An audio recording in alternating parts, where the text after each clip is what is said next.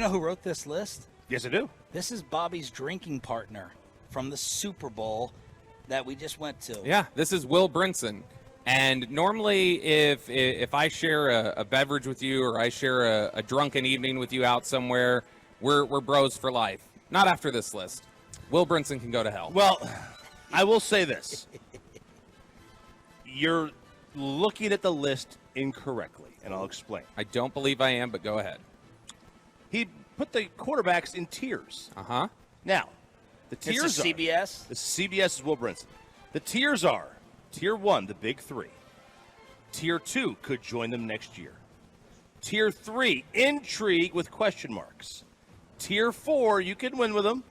Tier 5, future potential can win with them, guys. Tier 6, no clue. Tier 7, the rookies.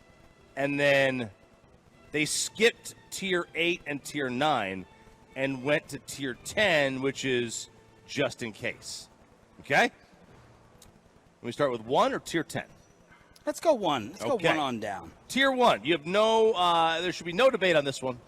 Tier 1, the big three, Mahomes, Burrow, Allen. No problem. Well, I think Choppy could have a legitimate problem and argument. Tier 1 belongs to one guy.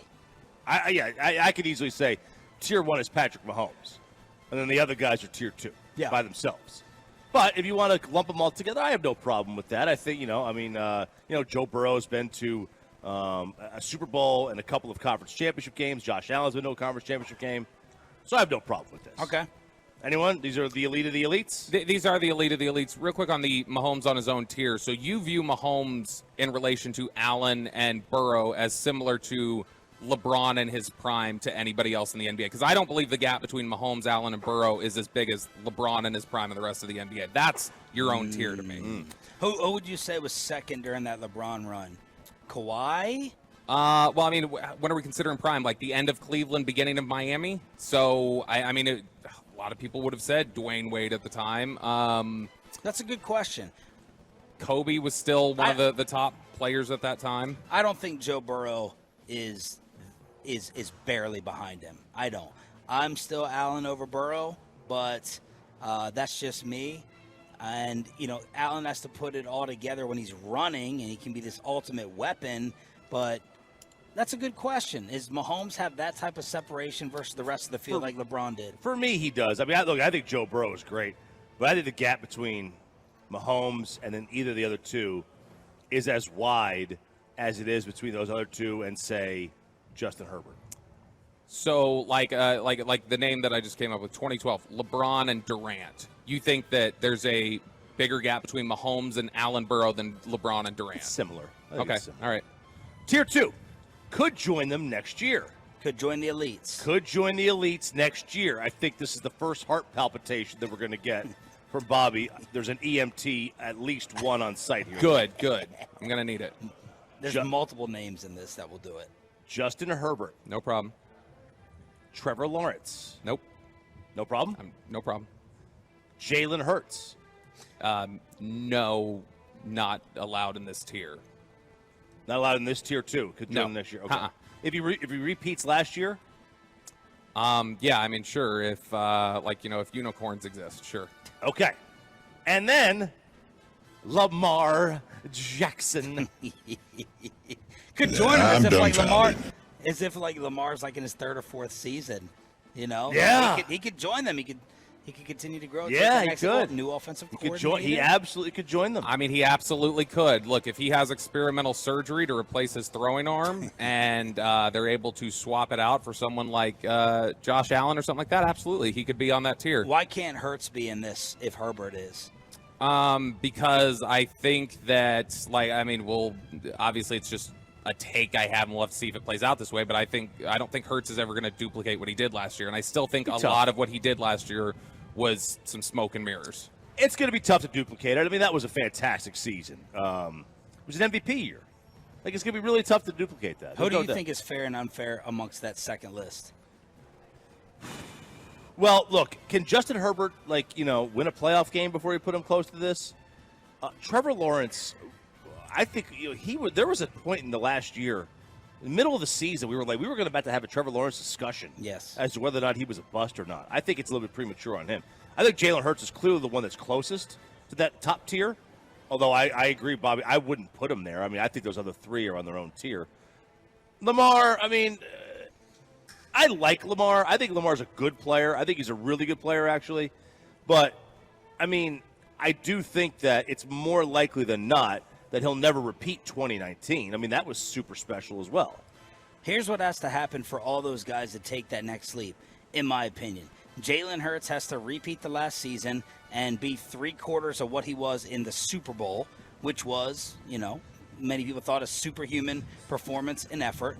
Lamar Jackson, we're going to have to say that the Baltimore Ravens held Lamar Jackson back for years because they're going to let him throw more with actual receivers in Odell Beckham and company. That's what's going to have to happen.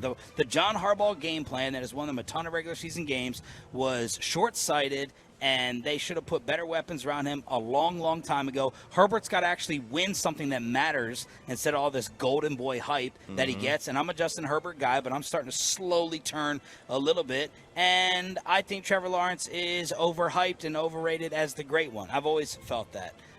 Yes, 2% of that is to trigger Mike Bassick and tick him off. But let's see what happens with Calvin Ridley there. Is this a match made in heaven with Trevor Lawrence? I just haven't.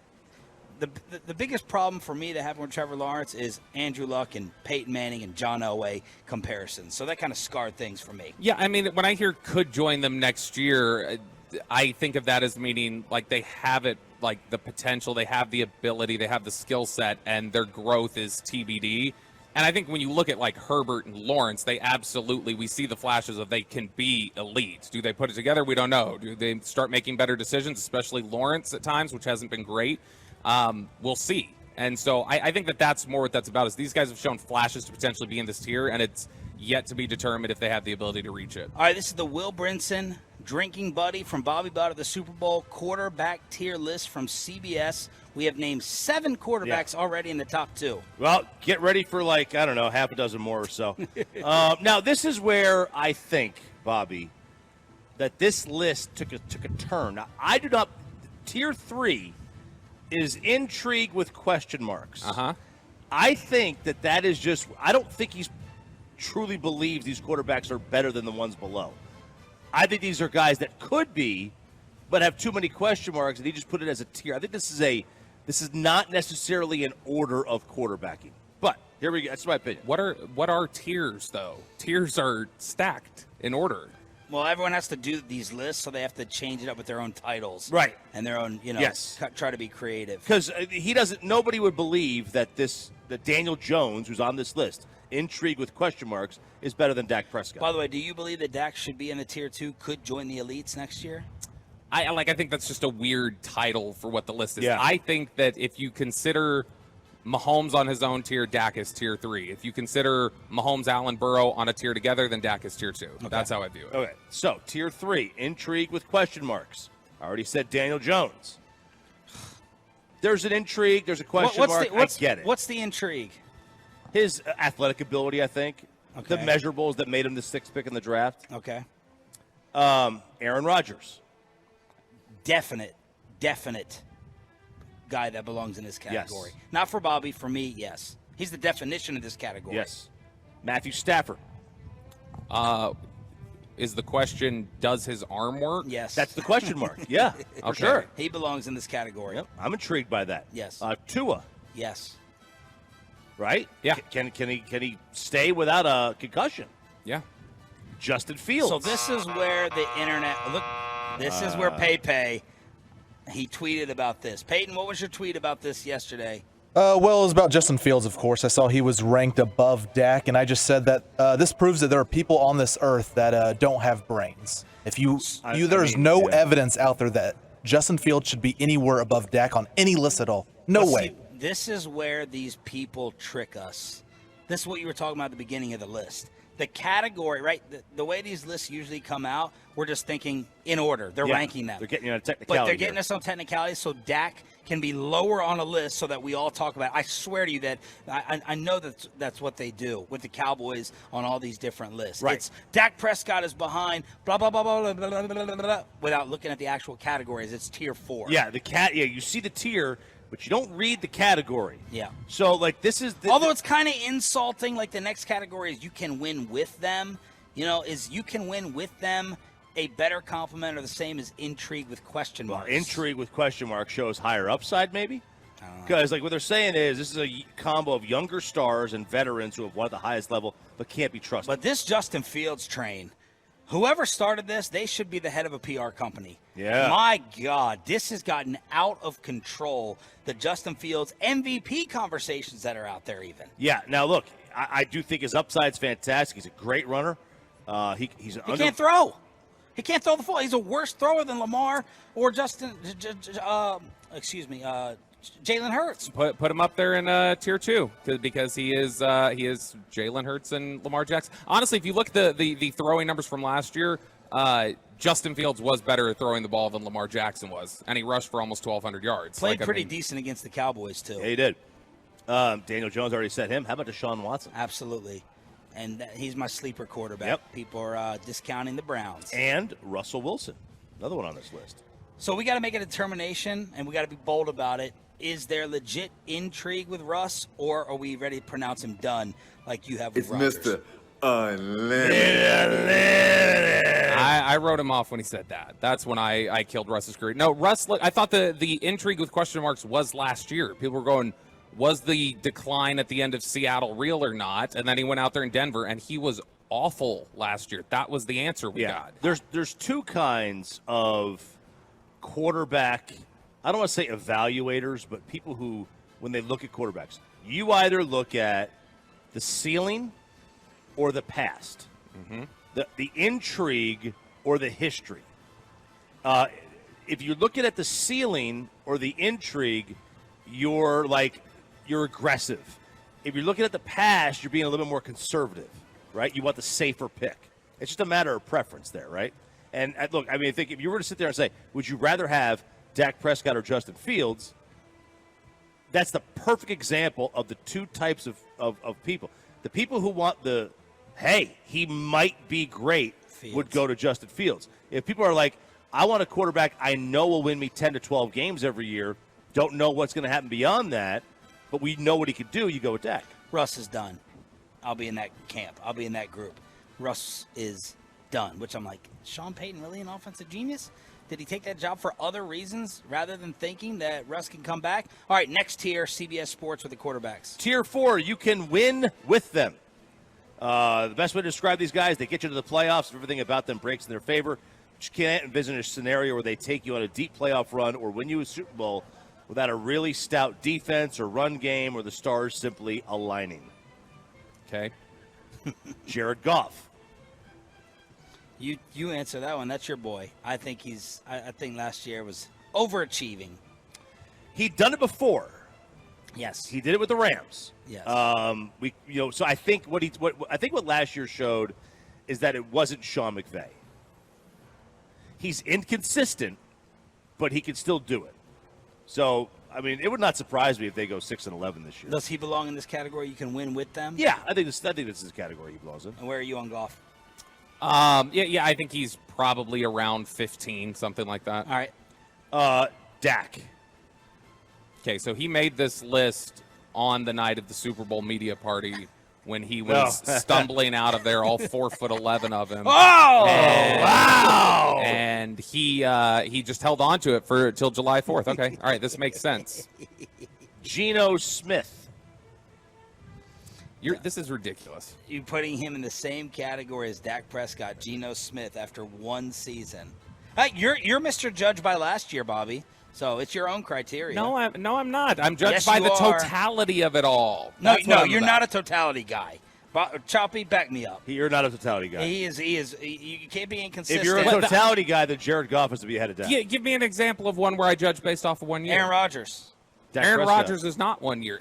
Look, you've got to put it in the context. So he was the MVP the year before. But you got to put it in the context of what happens with quarterbacks when they hit that decline age. Peyton fell off of a cliff. What's the decline Favre age? fell off of a cliff. What's the decline age When you now? get up to around this age, generally we do not see quarterbacks fall off a cliff and then bounce back again. That's not what happens. See, there are, to me, 4 guys, maybe 5, but I would say 4 that are linked, that are on the same level. And if you try to separate them, you're only separating them based off of fanhood. Okay. All right? Who are they? Kirk, Yes. Carr, Okay. Goff, Dak. Woo! Woo! Where the fire hose at? Where the fire hose at? With all the same teams. Look at him on the fake. Yeah, I mean, like they're the same guy. It's- They're very good quarterbacks. I believe largely underrated. Why Skip got to take off 2 months? He's got his co-host right here. Listen, they're underrated players. They're very good, but they're also the worst things for your franchise. The worst thing for your franchise is Derek Carr, Kirk Cousins, Jared Goff, and Dak Prescott. 'Cause you're in the middle. Because they win you enough games Wild card. to think that you might have something. But they're never going to beat Patrick Mahomes or Josh Allen or Joe Burrow. They're never going to be able to consistently win you championships. Woo! The worst thing for your franchise is a really good quarterback. You either want a crap one or an elite one. The worst thing for your franchise is a quarterback who, since 2019, when he has played, if you just take the games that he has played, so you discount what happened around the league in the weeks that he was out, just in the games that he played, it is the number 1 scoring offense, and it is the number 1 offense in terms of yards in the NFL. That's 4th tier. That's Derek Carr. Derek Carr is putting that up here in Dallas if he's here. I mean, he's the number 1 offense over the course of 4 years. Did I say Dak is not a tremendous quarterback? He is. You just said he's on the same level as Carr, Cousins. They are. They're on the from in terms of being able to win you championship standpoint. They absolutely are. Which one of those that he grouped together, pick them apart, that's offensive? Yeah, like who's had better help around them, Dak or Derek Carr? It's Dak, not even close. Of course he's had better numbers. Right, but I'm saying if you put Carr in this offense over the last 4 years, Probably does similar to the same thing. You think they are the number 1 offense in scoring and yards? They're over very, the course very, of they're 4 very, total very years. similar. Do you think the Raiders would have been if you moved Dak over there? No, I don't think the Raiders are the number 1 offense, but I think they performed at a much higher level. All right, what about Cousins? The closest one to Dak on that list is probably Cousins. Is Goff offensive to compare? Yes, at this point. It's offensive, I think, for them. He grouped Tannehill in here, too. I don't think Tannehill belongs in there. And Garoppolo is there. And Jimmy, I think, is a little bit underrated, but I would put him below. To me, Dak is much more of a playmaker than Garoppolo. But I don't like Derek Carr or Goff as much as Choppy. I'm not totally offended or outraged by the point that you made. I always kind of grouped Dak and Cousins together, but that was fun to watch. I wouldn't group Dak with either of those 3. Look at the EMTs on standby. But we got they're on standby, we got the man. They're EMTs on ready. standby for Bob. Yeah, I got 220 over 110 blood pressure right now. And so I look, here's the thing. Cousins is the closest one. I don't think Cousins is on Dak's tier either, though. Cousins is the one who's close to him. Cousins has been incredibly underrated his entire career, I think. It would not surprise me. It would surprise me if Carr won a Super Bowl with New Orleans.